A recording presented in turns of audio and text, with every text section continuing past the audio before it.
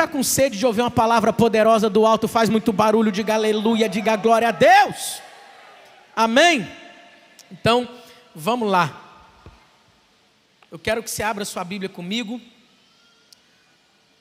no livro de 1 Samuel. 1 Samuel,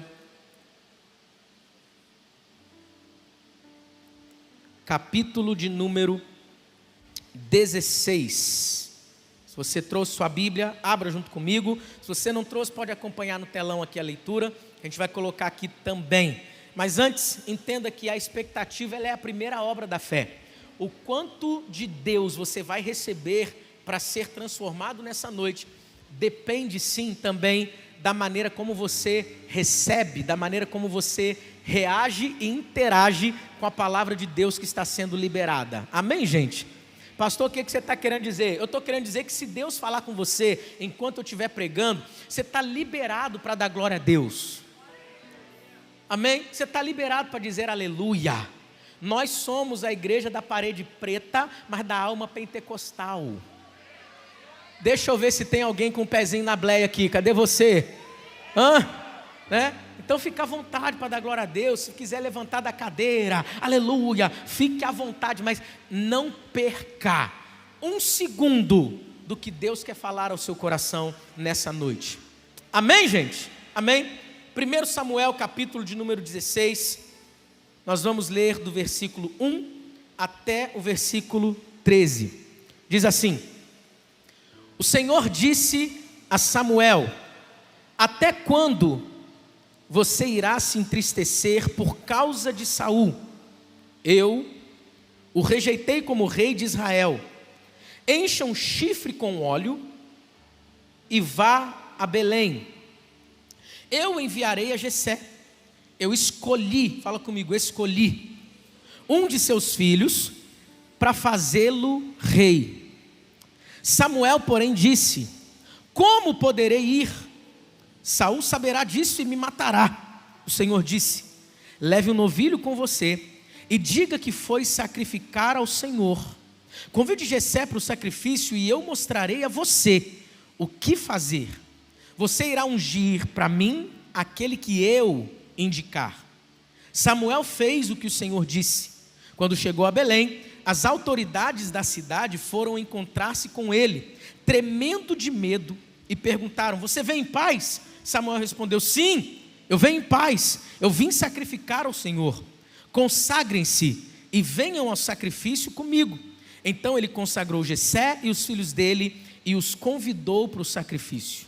Quando chegaram, Samuel viu Eliabe, fala comigo, Eliabe, e pensou: com certeza é este que o Senhor quer ungir.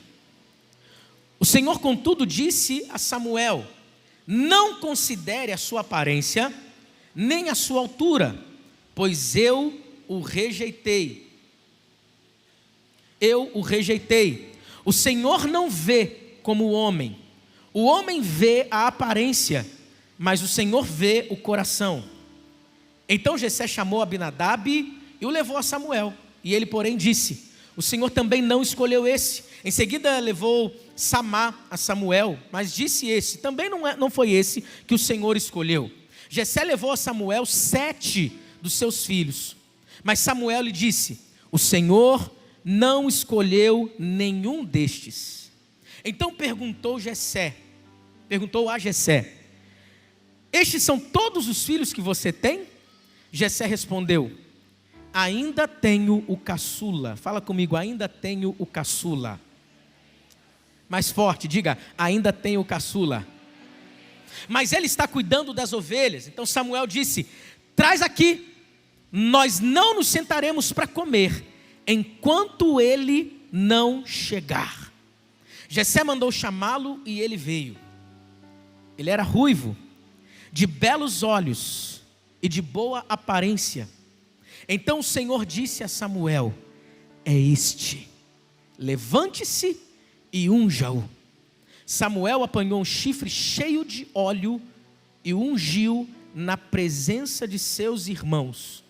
E a partir daquele dia, o Espírito do Senhor apoderou-se de Davi, e Samuel voltou para Ramá. Feche seus olhos, vamos orar. Pai, muito obrigado, Senhor Deus, por essa palavra. Fale ao nosso coração, muda a realidade da nossa vida nessa noite. Nós cremos, Senhor Deus, que há poder nessa palavra, que vai mudar a realidade da nossa vida. Por isso nós estamos com o nosso coração aberto, nós estamos alertas na nossa mente, nós estamos receptivos para receber tudo quanto o Senhor preparou. É noite de mudança, é noite de transformação, é noite onde o Senhor está nos escolhendo para algo tão grandioso que o Senhor decidiu fazer. Em o nome de Jesus nós oramos. Amém, amém e amém. Você já se sentiu rejeitado alguma vez na vida? Alguém pode levantar a mão assim? Eu já, pastor Leandrinho. Já sentiu-se assim? Não tem probabilidade, é muito improvável que eu dê certo nessa área da vida ou nessa área da vida. Eu já tentei, mas parece que isso não é para mim. Aparentemente, em alguns momentos, eu estou até fluindo bem, está dando certo. Mas sempre acontece alguma coisa que me faz voltar praticamente à estaca zero. Parece que pessoas ao meu redor me rejeitam. Mas você sabe que existe uma outra rejeição que muita gente vive, que é uma rejeição interna. Ou seja, é você mesmo na sua cabeça está pensando ser rejeitado por tudo e por todos. E muitas vezes, eu posso dizer, na maioria das vezes, é só coisa da sua cabeça. Você pensa que está todo mundo contra você. Você pensa que está todo mundo falando contra você. Já aconteceu com você de pessoas estarem conversando e de repente alguém olha. Já viu gente assim? E aí olha assim, ih, olha lá, estão falando mal de mim.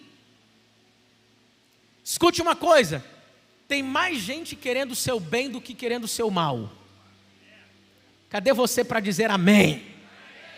Tem mais gente torcendo para você dar certo do que gente torcendo para você dar errado. Tem mais gente que te aceita do que te rejeita.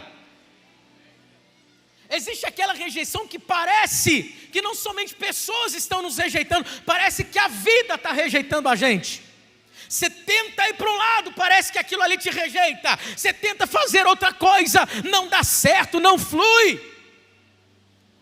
Preste atenção nisso aqui. Parece que nada de bom vai acontecer na sua vida. Parece que as coisas não vão dar certo.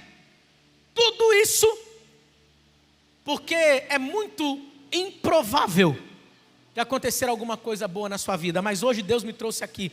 Deus te trouxe aqui para receber essa palavra, para dizer para você que chegou a hora dos improváveis serem levantados por Deus.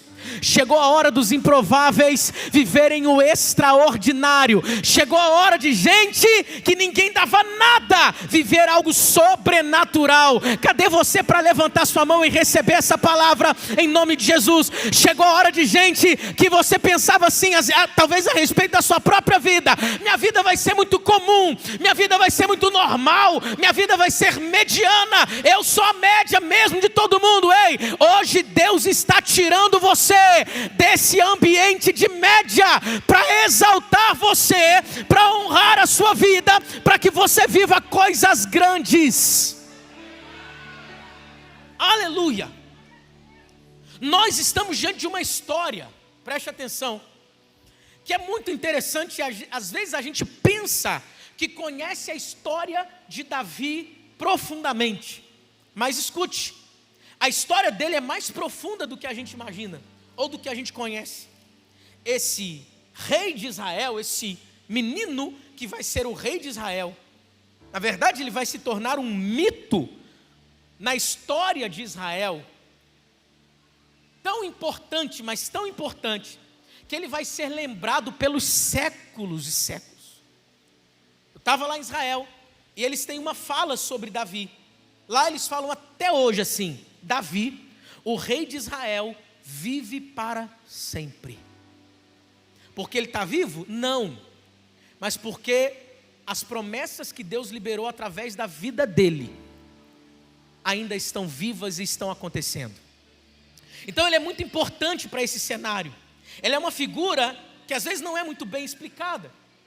E esse exato momento que nós estamos lendo, que foi a escolha de Davi como rei, tem muito a nos ensinar, mas muito a nos ensinar. A gente vai perceber que ele é de uma família que tem outros irmãos. E a Bíblia disse que Deus fala para Samuel assim: Samuel, eu rejeitei Saul. Saul, um rei de porte grande, um rei escolhido pelo povo, um homem que tinha uma capacidade natural, visível, para ser um grande rei da nação. Mas a Bíblia diz que Deus rejeitou esse homem que era aceito por todos.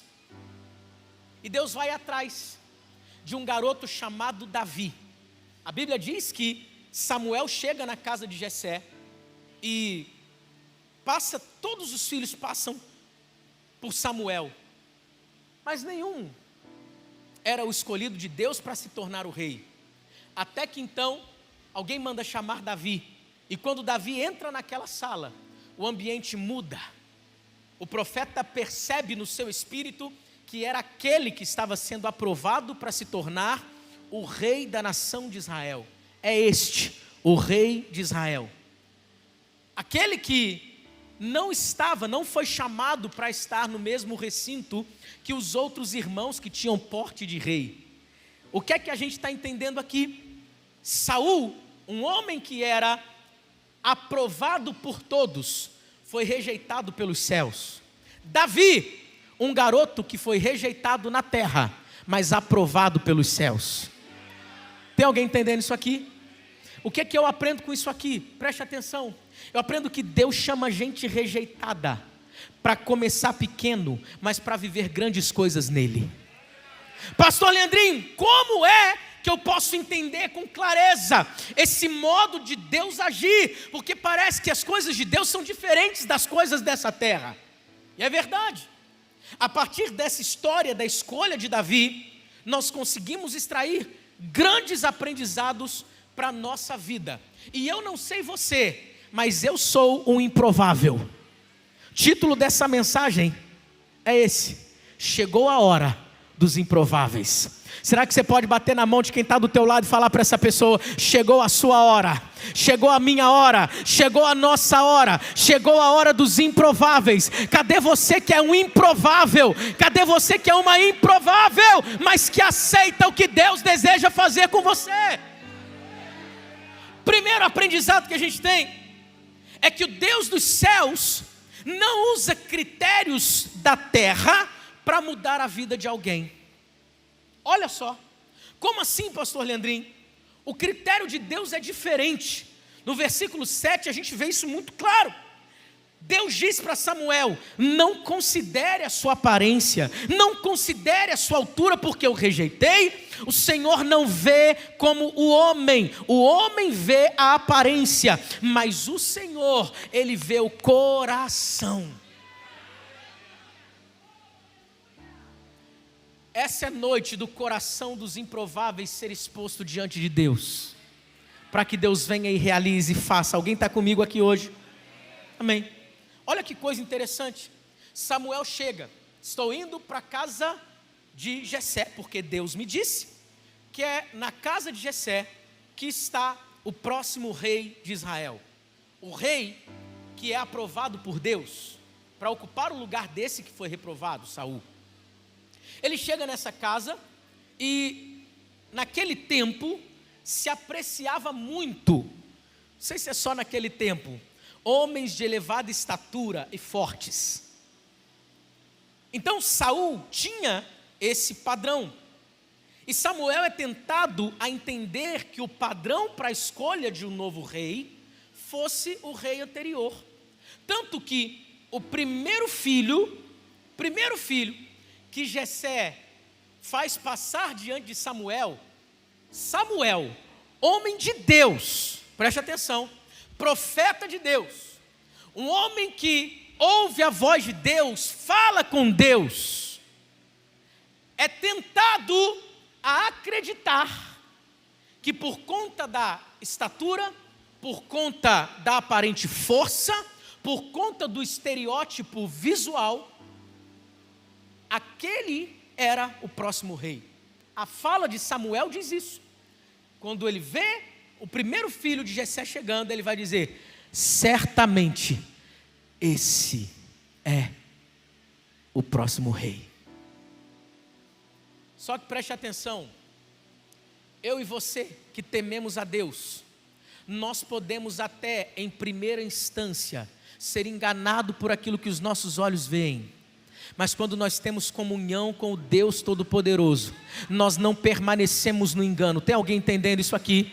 Você pode até pensar assim: com certeza, agora é a hora, é isso, é nesse projeto que eu vou entrar, porque esse projeto é lindo, tem tudo para dar certo, eu estou olhando para esse projeto, eu vejo que ele tem potencial, eu vou entrar porque é isso que Deus tem para a minha vida. Aí Deus pega, fala com você, o seu coração, só porque você tem intimidade com os céus, Deus fala assim: ei, você está avaliando de acordo com o que os seus olhos estão vendo, mas eu não tenho para você algo de acordo com o critério terreno. O que eu tenho para você não é avaliado por esses critérios da terra. O que eu tenho para fazer na tua vida é avaliado pelos critérios do céu. Você está vendo a aparência das coisas, mas eu enxergo o cerne, eu enxergo o âmago, eu enxergo o coração de tudo, meu filho.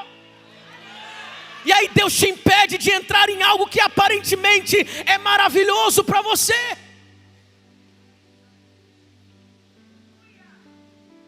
Deus está te livrando, e você chorando porque aquilo não deu certo.